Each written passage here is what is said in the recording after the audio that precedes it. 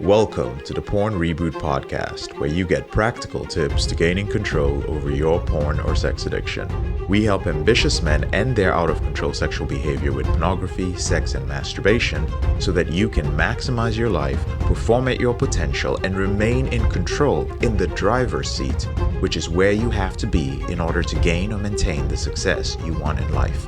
I'm your host, Emezi, certified sex and porn addiction recovery coach. Welcome to the episode. Today I'm going to be switching things up. A lot of coaches, therapists, rehab centers, counselors sometimes have a tendency to share the most positive aspects of their practice or their program or their system, often sharing the wins and demonstrating how much it can help people. Today I'm going to do the opposite of that. Today I'm going to share some raw truths about me, some things that are not so great, because I think it's important for everybody to understand that I am human as well. And so is everybody who has recovered, everybody who is rebooted, everybody who has rewired their brain. Nobody is special. Some of the things I share today might be surprising. And if they are, I'd love to hear back from you. If anything surprises you, you can just shoot me an email with, in the subject line, podcast to jkemezi@elevatedrecovery.org. I always open emails that start with podcast because I know you're a listener who took the time to respond, and you will get a response from me. So here is the first raw truth about me. I experience massive imposter syndrome some days. I know that imposter syndrome is not a real thing. I have thousands of testimonials to prove this. I myself, my life is so different from where it was when I started rebooting, when I was struggling with pornography, when I was single, when I was struggling financially, when I had such a low self-image. My life is just miles away from that. It's a complete transformation. But I still sometimes wonder, like, who the fuck am I to help anybody deal with their problem? You know, when you sit down with a man who's about to lose the love of his life because of his addiction, when his kids and wife are going to leave him, when he sits down and says, JK, you guys are my last hope. That's not when I feel that. All I'm saying is sometimes I think about that and go like, well, who am I to actually help these people? What gives me the authority? Is any of this real? And I'll be honest with y'all, I've worked on this doubt for so long. Sometimes I wonder if it will ever leave. What I believe is this. I believe that it's always going to stay with me, and that it is a healthy thing to be able to look yourself in the mirror and say, it doesn't matter how many alphabets I have in front of or behind my name. I am a human being, and there is no perfection in anything I can do. That I cannot control people, and actually cannot guarantee anything in reality. I can only influence people through my experience and my expertise, and it will never be perfect. But still, the truth is, some days I just feel like a fraud. The second raw truth is that I just want to make it clear to y'all, these are not easy things for me to share, but I'm going to do it, and I'll tell you why at the end. I live in fear of letting myself down, and that would mean letting down my team and letting my clients down. You know, I used to literally wake up every day feeling filthy, and I would remember the night before all the fucked up things I did. I'd have a hangover, the worst headache ever. There'd be like crusted semen all over my filthy bed sheets. And I already knew, like, my bank account was overdrawn. I lived a life of just like going to Walmart, just clenching my ass cheeks because I didn't know if my card was going to fail at the cash register. And it did fail a few times, and it was embarrassing. I remember being so broke and telling myself, you know what? I had to be like 20 years old or 21. I was like, I'm not going to ask my mom for money. And I went to donate plasma, started doing that just so I could have $20 for food the next week. You know, I remember I used to, speaking of borrowing money, I would lie to my mom. I'd lie that I had all these emergencies. I would lie to friends like, hey man, something unfortunate happened. Can you front me like this amount? And then I wouldn't be able to pay them back. So I was definitely, when I was in survival mode, I was definitely living a life that was not in integrity. I just wasn't. I remember even having to hide my car from being repossessed. Whew. Even sitting down in front of customers when I used to sell door to door. I remember sitting down in front of these customers and I just burst out in tears because it was my fourth year selling door to door and just nobody was buying anything. I just remember the frustration was just so much. I had everything up to that point in my life that I had promised myself I would do, I had not done. There was just no proof in my life, and maybe you can relate to this, but there was no proof in my life that I could keep a promise to myself. I just couldn't. I just didn't understand why. So I want to make this clear, and I talked about money, and I talked about how I felt and my low self-image, but right now, I'm not afraid of poverty. I'm not afraid of a relapse, but I am afraid. I'm afraid of the lazy, amateurish, greedy, jealous, negative minded, scarcity mindset filled man, or rather boy, that I used to be. And I will tell you, every single day that I wake up, I have to battle him. And I think the reason why sometimes people might find the way I speak arrogant or overconfident or something like that is it's really because the transformation made me the opposite of this person. It made me so different from this person. It is also a person that sometimes I hear that voice way back whispering to me that everything you've built, you're going to lose it. Sometimes it just whispers to me randomly that you're going to lose everything. The only good thing that has come out of this is now that it's not just about me. Now I have something else that keeps me going every day. And that is you guys. And that is my team. And that is my family. Because now I have responsibility. I've opened my mouth and chosen to say things which cannot be taken back. So I have no choice but to live in integrity, not just for myself, but for everybody else. And that's my second raw truth. Whew. All right, let's keep it going. Here's the third raw truth about me. I haven't fully processed the trauma of both of my little sisters being sexually abused by a neighbor while I sat distracted by pornography he gave me in my room. I remember he brought these VHS cassettes over and CDs, and he would play it and I would watch, and then he would be like, you know what, you just keep the tape because my parents won't let me have it. He was 17, I was like 13, and he was like, I'll let myself out. But he didn't let himself out, and we were latchkey kids, which meant that my parents were off working, and they were like, when you guys get back from school, just lock the door, get the key from under the vase, the flower pot, and don't let anyone in. I let this dude in to watch porn with him, and then he wasn't leaving when I thought he was. He was actually going to my sister's room, and they were kids. They were like, what, 7 and 10 years old, and he was molesting them. My siblings, bless their hearts, I love them, have been very public about this, and they've grown into just amazing women who have taken control of their trauma and become amazing people. But I haven't processed this. This is the truth. I am afraid to process it. And a few years ago, when I say a few years, I mean this podcast had already started then, I came to realize that one of the unconscious drivers of my current path in what I do with porn addiction and rebooting, that this was one of the drivers. Just the access that kid had to pornography, the fact that I got hooked on it, the fact that my sisters got sexually abused, molested by somebody because I was unable to protect them. It took away what I was supposed to do. I was supposed to protect my baby sisters. And I couldn't because I had allowed myself to become a slave to something else. And this other kid had allowed himself to become a slave to something else. And we come to find out many, many years later as adults that was how their entire household was. But because pornography was just all over the place in secret, and there was so much abuse that was happening. And I know it happens to some of you. I know it's happening to some of you. And I know some of you are victims directly or victims indirectly. And let's be honest, brothers, some of you out there are perpetrators.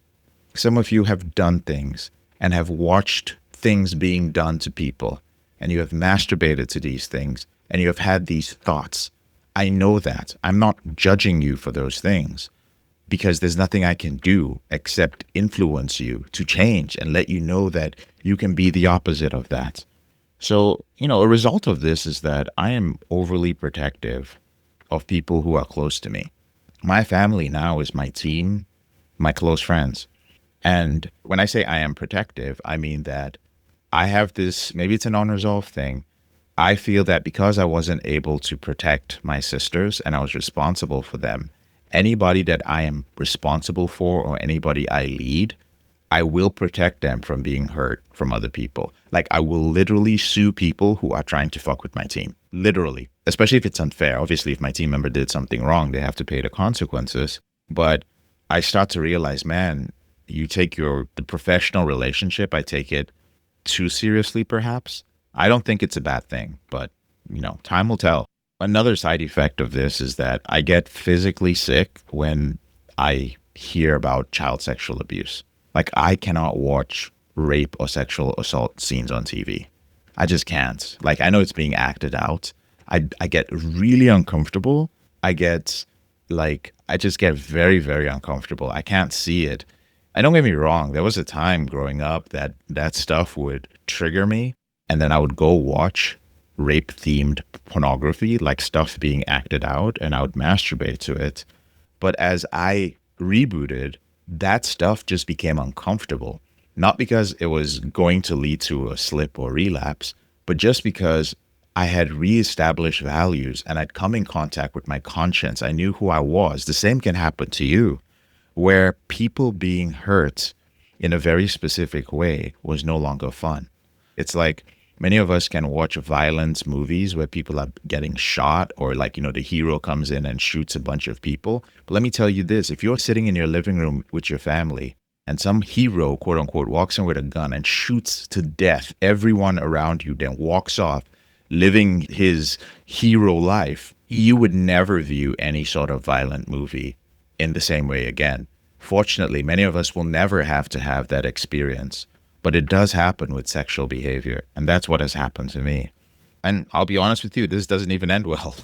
As I get older and deeper into my profession, as I become more skilled, as I work with more people, my reactions to just violent sexual stuff gets worse and worse and worse and worse. Like I can't even hear it. I don't even want to, like professionally speaking, I have no problem. I will hear the craziest things. I will hold space and I will help a brother through it. But in regular civilian life, where I do not have any influence over the situation or just a movie being thrown out there, it's just really hard. That's the truth. Raw truth number 4. This one might surprise you, but honestly, brother, I sometimes feel like I am fighting a losing battle to help men quit porn. I really do. You see, in general, people pretend that this isn't a problem while they are secretly wondering if it is a problem. As a parent, you're not addressing it with your kids, not because you don't want to, because you are ashamed of your own fantasies. It's uncomfortable for you to bring up these topics. You haven't clarified what healthy sexual behavior is, even in your own life. And at Elevated Recovery, don't get me wrong, we are extraordinarily good at what we do, but that doesn't mean that it is easy.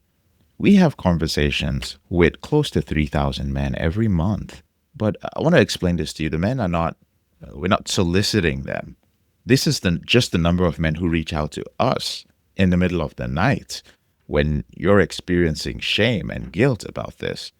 But such a few number of people actually follow through.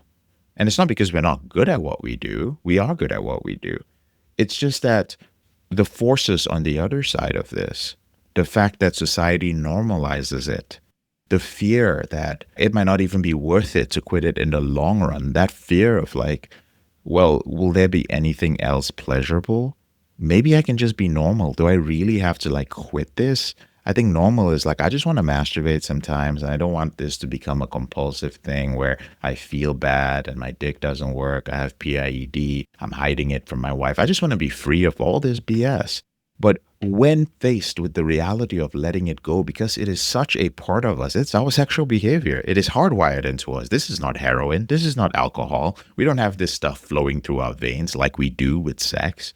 Men go no, I feel like I'm losing a part of yourself. Imagine, put yourself in my shoes, brother. You have made it your mission to help men let go of something that they literally feel is a part of themselves. It feels, even though logically we know that, we're not losing a part of ourselves. We know we're changing our behavior, but emotionally it feels like you are giving up sex. And that is such a challenging thing to communicate to a man. Then imagine trying to do this as a mission, a worldwide mission to millions or billions of men. The pressure we face is immense every day. The forces working against us are immense. But the worst part is we see how it is destroying men's lives every single day. And this is the reason why I stay in it.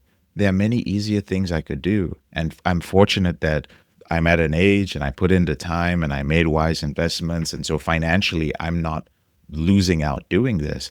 But many of my colleagues, brother, many of them have quit. They're like, I'm going to pivot, man. I can't do this. Just, JK, I don't know how you do this. But if they're therapists, they're like, I'm going to go back to like family therapy. I'm just going to work with couples. They're like, the porn thing, I thought I could do it. I see that a lot of men struggle with it. So I thought it's an easy thing to do. But to be honest with you, JK, it's one of the most frustrating things. You're also working with men who have low impulse control. Your prefrontal cortex is negatively affected. You're not keeping your promises. You're out of integrity. So many challenges. So they quit. But we hang in there because the mission, what we're going to get from it, the importance of the work, and how much it can save a man's life, that's the gift we get from this. That is the benefit of doing it. I'll just finally say, the normalization of sexualization in the West, it just sickens me. It sickens me. The way OnlyFans is normalized. Do you know that I think the statistics about 60% of women under the age of 25 have an OnlyFans account? This is sex. This is pornography. This is sex work. My goodness. Anyway, the raw truth, the fifth one. This one has to do with money. And I think this one is probably obvious to regular listeners of the podcast. I still feel poor. I still feel very poor. And my poverty mindset still affects my life. And I'll just give you guys an example, okay? I make a decent income every month from my investments and my partnerships and other businesses. And I own properties. I'm a partner in a real estate investment firm, and I still rent a home.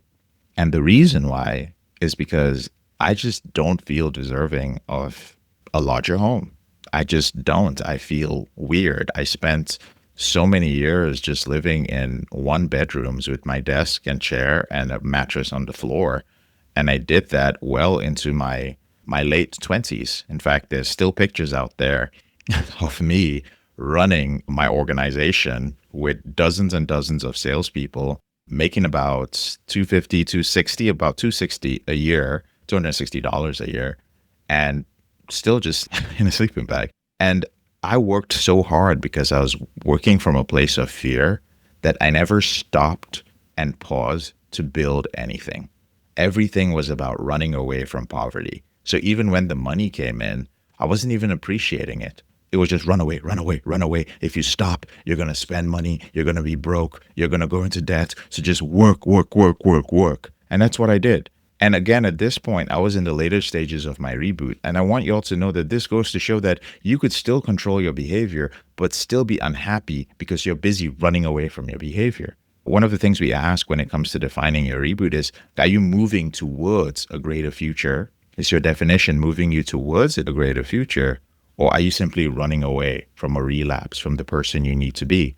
And while I was moving towards a greater future in terms of my sexual behavior and relationships and integrity, when it came to other areas of my reboot capital, I was running away. I was running away from failure, running away from poverty. I was running away from my past. It was just not a good place to be. And so the crazy thing is I would go to other countries where I felt foreign, and I would have no problem investing. I would pay for a villa with staff making me breakfast. But I would come back to the US and I would just feel like I'm undeserving of anything. I have been poor here since I was a child, and I will continue to be poor. I mean, that's what the unconscious was saying. It's kind of fucked up, but it's the truth.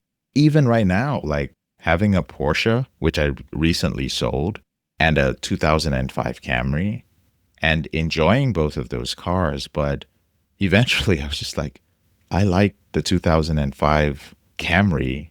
Don't get me wrong, I love the Porsche. But I spent so much time driving the 2005 Camry because when I get in it, I'm not self-conscious.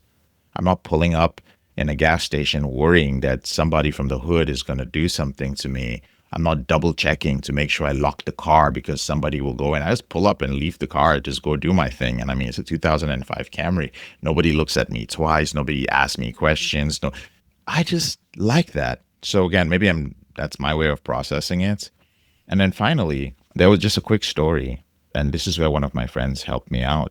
There was a point in my life years ago, I was earning about $40,000 take home. That's what I was taking home every month when all my checks from dividends from my different businesses and investments would come through. It was a great time in my life. And when I say great time, it was like that was when I realized that I never needed to look at the price of anything when I bought it. I could get every material thing I wanted.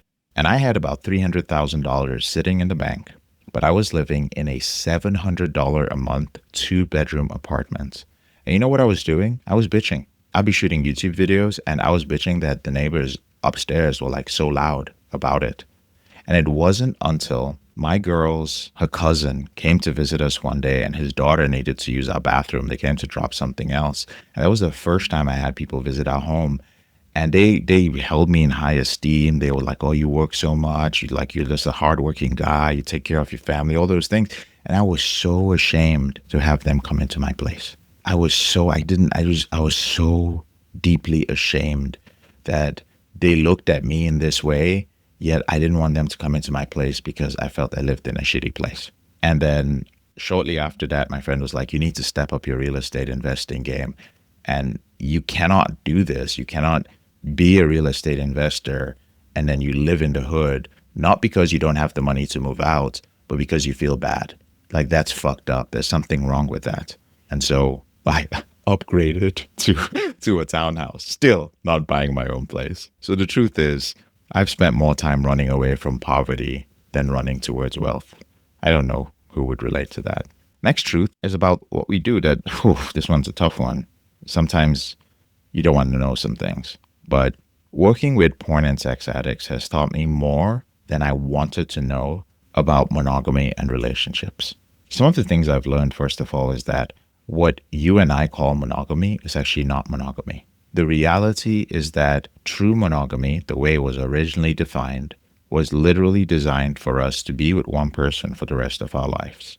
That's what the definition used to be. But the way we define monogamy now and the way we live it is we are serial monogamists. People get married and divorce. People date somebody and break up. Then you get into another relationship. We are not actually living the way that original monogamy was designed. At the same time, we are biological creatures. So at no point in time do we ever stop being attracted to other people. I'll say it again.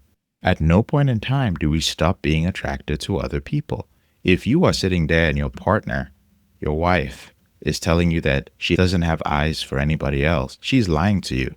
And right now you might be feeling some kind of way because I said that. That doesn't mean she's going to cheat on you or that she wants to have sex with other people. Most women are not that way. They're not stimulated that way. But it doesn't mean that she's incapable while she's in a relationship with you of being attracted to somebody else. The worst part of all of this is that having worked with so many people and been the first person, I think I've heard more about more people's infidelities than anybody else I know, because that's my job. They're showing up to me and things that you swore you would never tell anybody else that you would take to the grave, you will share with me at some point. And I'm very thankful and grateful. And I'm proud that we hold a safe space. Like I will burn and destroy servers and burn all information before I rat out one of my clients. Like maybe I'm hood like that, but they will never get their hands on your information. Not the police, nobody's going to get your stuff. Like it's never going to happen. I used to be an addict. I know the shit that I live in fear of people finding out. So one thing I will not do as a man is ever let anybody like, hey, is this guy? I don't know who you're talking about. Never heard of him. It's not gonna happen. And this is another reason, by the way, why people work with us, because we will burn the business down before I give out information about anybody who was a client of ours. But I can now tell, unfortunately, within minutes of meeting people, who is going to cheat or who is likely to quote unquote cheat in a relationship.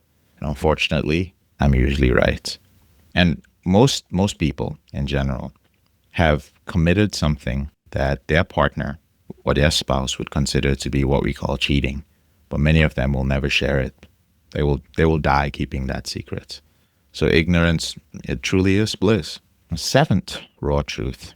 In my early 30s, I made good money. There was a point in time where I had made about $1 million in a year. And when I say a point in time, I mean that it was my first time I had made $1 million, but I wasted most of it. I don't think I've ever shared this before. I didn't buy material things. As y'all can tell, I'm not very comfortable with material things.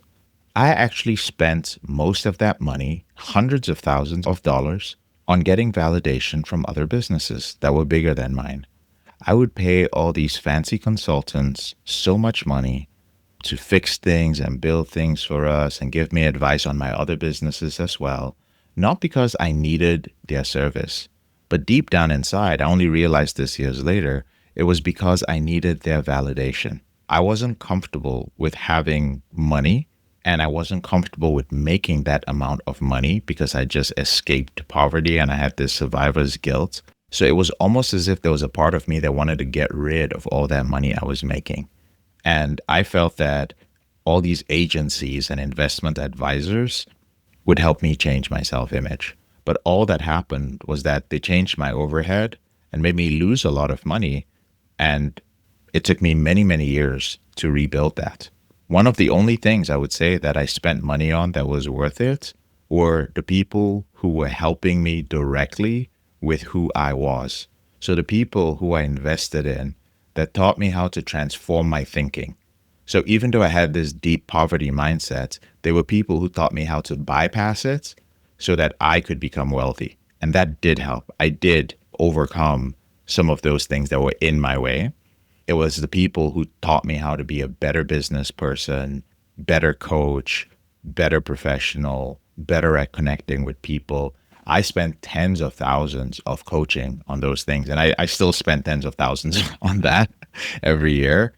But the agencies, the big fancy consultants that would help you with your business and make you a multimillionaire and streamline processes for you, I just wanted to flex in front of them. And I felt if I spent money on the big dogs, then I would somehow become a big dog. It wasn't the way to do it. It really wasn't. Raw truth number 8. I don't take on business partners who haven't been my friends for many years.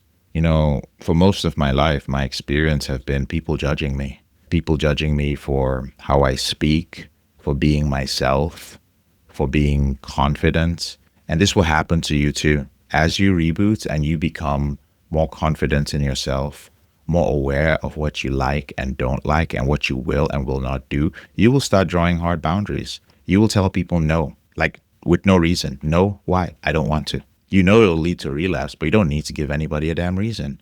And as you step more into this new identity, this new self-image, you will be judged. So I was judged for these things, but I was also judged for how I looked. Those of you who have never seen me, I have long hair. I'm black.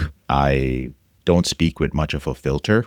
And nobody has accused me of not being confident. But also, people try to steal from me as a result of this. They felt that, he's not deserving of XYZ. Same thing can sometimes happen to you. You could be a blue collar guy. You could be a guy with an accent.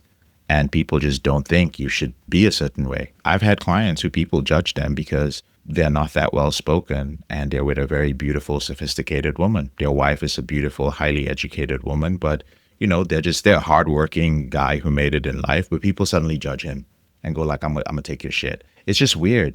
There are some fucked up people out there who do things like that. But sadly, for people who have tried to steal from me business-wise, or take my ideas and intellectual property, I got to tell you, I have some weaknesses. My greatest weaknesses are sour gummy worms, those ones in the gas station. Oh my God. Peach rings. Ooh, I can kill bags of those. It feels like a relapse when I get them from the gas station. I get the feeling of relapsing from porn when I go to the gas station, get you some trolleys, some sour gummy worms, and just kill them. But there's one more weakness, and that is I can be vindictive, like vindictive to the point of people thinking that I might be a psychopath. Like, and I'll be honest with y'all, my lawyers might be psychopaths as well, because when we sue somebody, everybody we've sued, they just disappear. They just disappear from the face of the earth.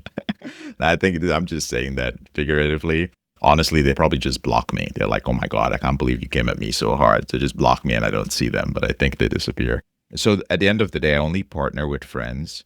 And so far, it's just been an awesome thing because my friends are among some of the most passionate, generous professionals that I know. Raw truth number 9 is that I sometimes care too much for my clients because I have a tendency to see myself in them, and I have weak boundaries around some of them, which only ends up hurting them and making me frustrated and sad, and it dilutes my brand. And what I mean by this is, like, I can spend hours on the phone with a client if we cannot solve their problem. The client just can't see it. He can't see it.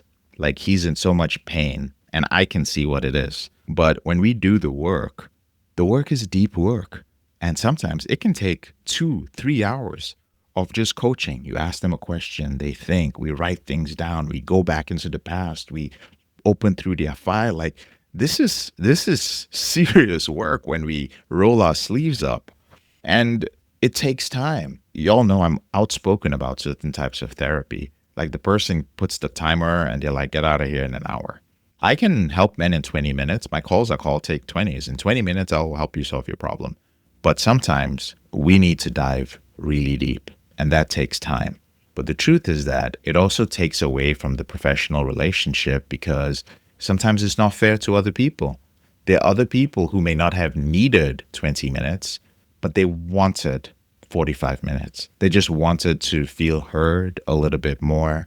They just needed that connection of, like, I haven't spoken to anybody and been honest. Or even there are men who, like, I haven't spoken to another man who gave a shit about my life. And I would just love like 40 minutes to just share. But I don't have that time because it's not a need. It is a want that they can get somewhere else. But sometimes I do give them that time, which is not fair to other clients. So that's kind of what happens. I'm working on it myself as a professional, and I know that it comes from a really good place. Also, sometimes I can talk to a man for 20 minutes, once a week, 40 times a year. And within that 1 year, this guy will rewire his brain. Literally, within the year it happens. He'll move all the way to the maintenance stage. He will fix his relationship that was crumbling. He'll move to a different state. He will start making more money. But I can speak to another client for 2 hours multiple times throughout the year. I can send them messages. I can send them resources. I can check in with them. I'll mail them stuff. I'll send them to stuff. I'll refer them out to other people. And they will always slip and relapse like a few minutes after we talk. And it's not because we cannot help them. They will come to a point where their brains will rewire. It's just that it takes so much longer because their self-image is different. Not all men are created equal. And I have the wrong expectations of people sometimes. So this is a lesson I have to learn over and over again. The difference is in mindset and self-image. Some men will rewire their brain in 1.5 years. Some men, it will take them 2 years, 3 years, 4 years, because they have many other issues that are in their way that come up. Sometimes these issues come up during the coaching process. But one thing that will not change is the fact that every man that comes through our program has the ability to end their behavior permanently. So the final truth is that, I talk a lot about vulnerability. I move my lips and yap sometimes. I talk to my clients about the importance. I talk to you about the importance of staying accountable and being open. Yet I often find myself just allowing my ego to take the wheel and do the driving. So this entire podcast episode of me putting all these, they're not nice things, they're not cool things. And I know that I'm going to get judged for some of those things, perhaps harshly, but none of that matters because this is me practicing what I preach with vulnerability. So if you're surprised about any of these things, I'm a human being. Send me an email. Put podcast, Emezi at elevatedrecovery.org. Put podcast in the subject and be like, dude, here's my feedback on this. My favorite emails. Like, I will sit and my assistant will put them in a nice little folder for me. I'll put aside 2 hours and we'll have a nice back and forth and talk about it. I'm not going to try and, convince you to be a client. This is just the human part. And I enjoy doing this and connecting and getting to know you guys. And I'm deeply appreciative that you spent all the time to listen to this all the way. And I hope that it brought up something in you, or whatever it did. I hope it's something positive that can help you in your life. I'm JK, your brother in this struggle. Thank you so much for listening to this episode of the Porn Reboot podcast. I'll speak to you later on in the week. If you found this episode helpful, here are 4 ways I can help you with your out of control sexual behavior for free. The first way is to grab a free copy of my book, Confessions of a Porn Addict, 7 Secrets of Porn-Free Men at elevatedrecovery.org, or visit the link in the description below this episode. The second way is, if you're not sure where to start, but you'd like to learn more about my team and I, if you'd like to spend time with like-minded professionals and business owners who are controlling their behavior, then join our free and confidential group, the Porn Reboot group on Facebook. There's a link to join in the description below this episode. The third way is, if you need help right now because you have a burning issue, your behavior with pornography is hurting you mentally or emotionally, you're about to lose your relationship, you want to live up to your potential, be an authentic man, and free yourself from shame, guilt, and underachieving, then click on the link in the description below this episode that says free coaching call. And the fourth way is to leave us a 5-star review if you enjoy this podcast, so that we can reach more men who are struggling in silence and bring back the lessons we learn from coaching them to freedom.